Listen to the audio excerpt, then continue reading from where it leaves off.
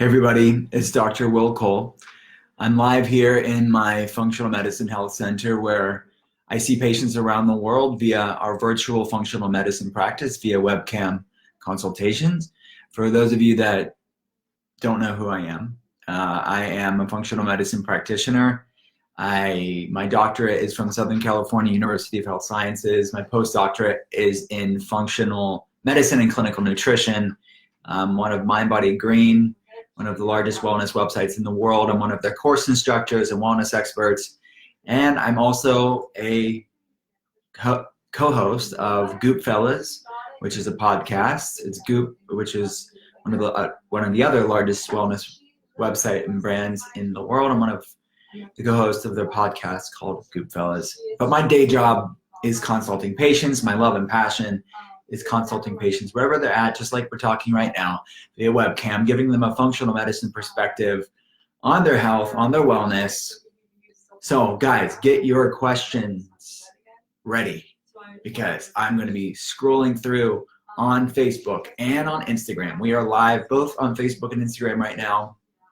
And I'm going to be answering your health questions. So if you have a question about hormone health or autoimmunity or gut health, supplements, labs, intermittent fasting, the ketogenic diet, a plant-based diet, food sensitivities, get your questions ready because I am going to try to get to as many as I can in between consults.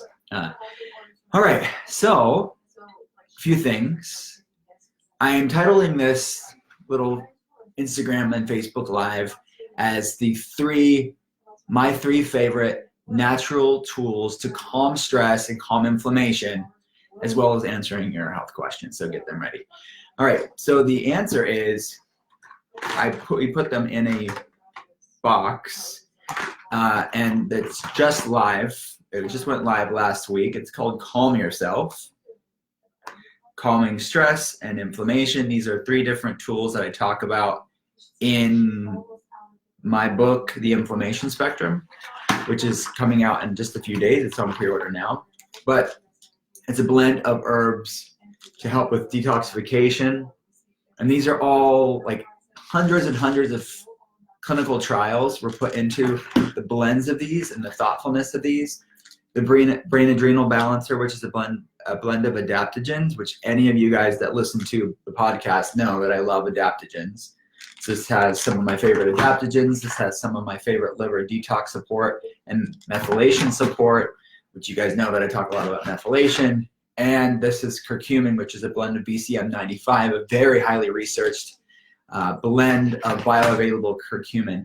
So my favorite blends right now, we put in the link on Facebook because Instagram comments don't have live links, guys. So jump on over to Facebook, just type in Dr. Rokel. You can get the research about this. It's live now. Calm Yourself, calming stress and inflammation. All right, I also wanted to read to you a little excerpt from my book and give you a sneak peek of the inflammation spectrum. It's backwards for you guys on Instagram. So I'm going to read an excerpt from the last chapter of the inflammation spectrum, which is on pre-order now, but it comes out on Tuesday. This is what it is. This is under the section Stay the Course. What about cheating? My patients ask me about this too. They worry about being perfect or what will happen if they have something forbidden. The concept of cheating as it relates to food is antithetical to sustainable wellness.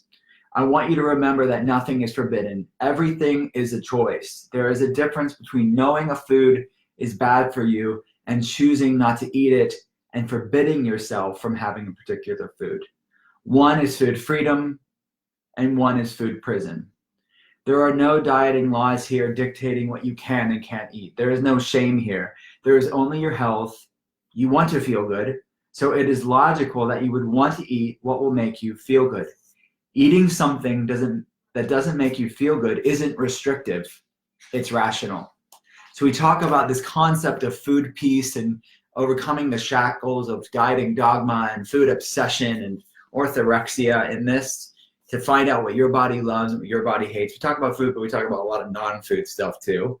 So check it out, guys. You can read the first chapter right now. So just go to drwillcole.com, go to books, and then click inflammation spectrum, and you can get a download of the first chapter, as well as you can also get, if you take the quiz, you can take a quiz for free. The quiz that's in the book is online right now for free. And you can get a download of some recipe guides to use based on your quiz score to find out where your inflammation levels are at. Okay, so those are the two things that I'm super geeked about.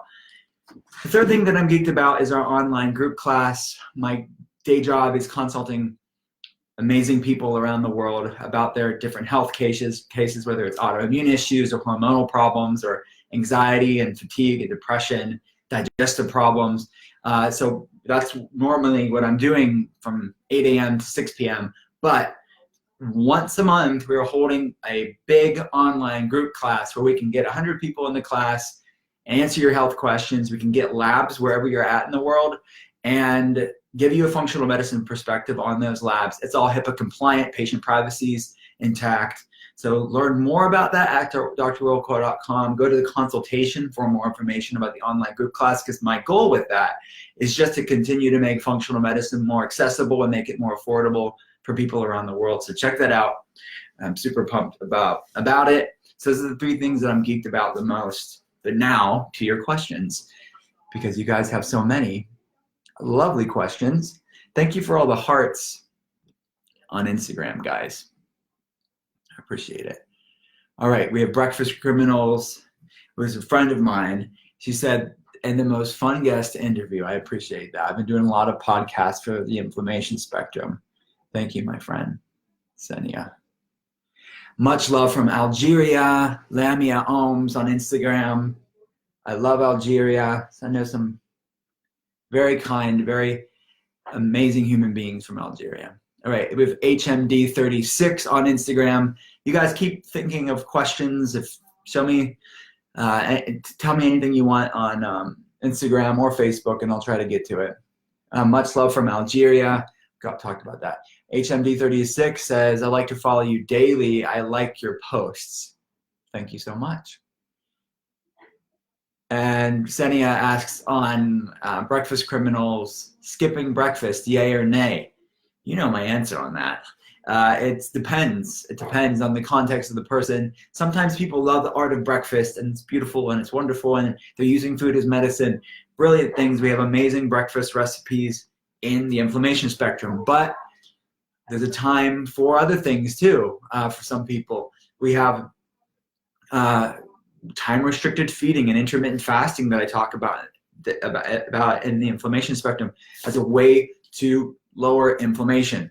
So there's a time for that and a time for this, and I think finding the season and the grace and the lightness and the rhythm for your body at that moment in time, where whatever you're at on your wellness journey or life journey, is really the goal. So it's not the same thing every day for everybody in these blanket statements. It's finding, where do you find your grace with your body, with yourself, with food. And there is a time to fast, and there's also a time to eat. So I typically, personally, I will skip breakfast and do a time-restricted feeding from 12 p.m. to 6 p.m. I'll eat between those hours and making sure I'm getting enough food during that time. I like it. I love it. I'll drink Earl Grey tea in the morning, as you know. It has bergamot, which enhances autophagy or cellular recycling, cellular repair, so body's own anti-aging mechanisms. It upregulates ketosis, which we talk about in the book as well, which is your fat-burning, brain-boosting, anti-inflammatory pathways. So really it's something you could tap into for sure. And sometimes you just want to have a nice breakfast. No shame in that. All right. HMD36 is from Oman. Great to meet you, my friend. All right. Esther Gingrich, what's up? We have the question here from Sarah on Instagram. She says, what is the best brand of dark chocolate? Wow, to think about that. And I'm not a big chocolate eater myself, but some brands that I love what Hue Kitchen is doing, the Hue chocolate brand, HU. They're a store where you can go and eat, which is like an amazing place in New York City. Big fan of them. They've been great supporters of what we're doing here.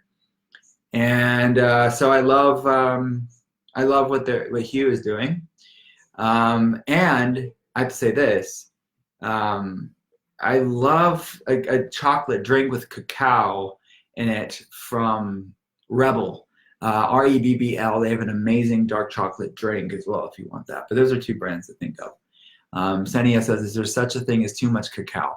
Probably. I mean, it depends on the person. I've never heard of anybody overdose on cacao, but I would say anything. Even, I mean, it's a form of an adaptogen. It's a modulator of the endocannabinoid system, the ECS. Cacao is. So it's definitely something that people should have to tolerance and not do too much. I would assume the first symptom would be like looser stools. The body would kind of say that's a little bit too much for you. But normally, you know, just be mindful of any added sugar to cacao as well. But I know the type that you're getting, Senia, so I'm not worried about that. But for the average person, look at the grams of sugar, because obviously you can go too high on sugar. Great question. And people on Facebook, you better get going, guys, because people on Instagram are beating you on questions. If this is a competition, you guys have some work to do. But we do have one question here on Facebook, and I'll get back to you guys on Instagram. Don't worry, I see all your questions. The question is from Amanda Edelman. How come? Do you have a preferred lab test for testing your telomeres? I do have a lab that I like. It's not a lab that I run often because I think the research is not as compelling. So it's definitely not a first level tier test that I run for patients for telomeres. But I will put the information on the lab in the comment section below about telomeres and give you some links and some options as far as the research is concerned. So stay tuned. I'll put the comment section below with all the research on telomeres and a full article that I wrote with all the data in there. So good question. All right. So Simply Start Somewhere says, is gluten always should be avoided? No. The answer is no. There are some people that tolerate it fine. That's actually, I talk about it quite at length in the inflammation spectrum. It's finding out what your body loves and what your body hates. So why I don't have it.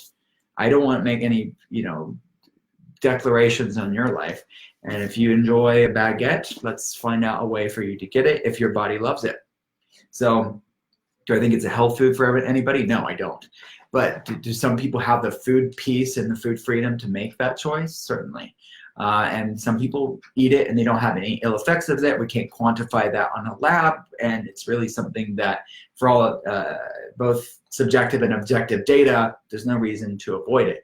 So I would definitely explore that if that's a goal of yours.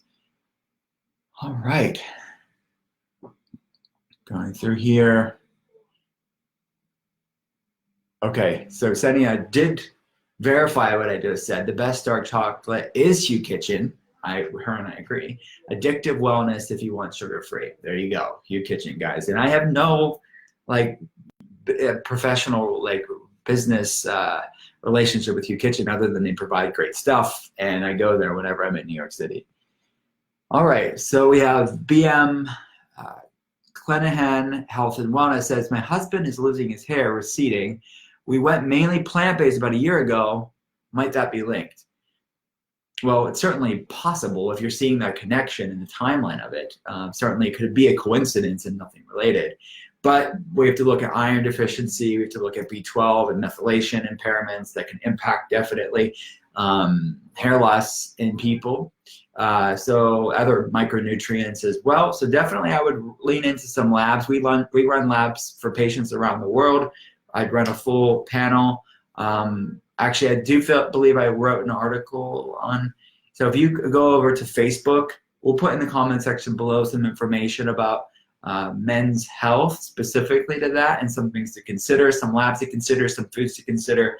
We'll go check that out on Facebook. Great question. And Sydney said, too much matcha to calm myself. Awesome, I love matcha. All right, here, we go here. We have some more comments. Okay, we have on Facebook, we have Kimberly Vespiata. Vespiata, looks like. My niece went to see you. She recommended I check out your books. Very kind of you. Thank you so much, Kimberly. I appreciate that so much.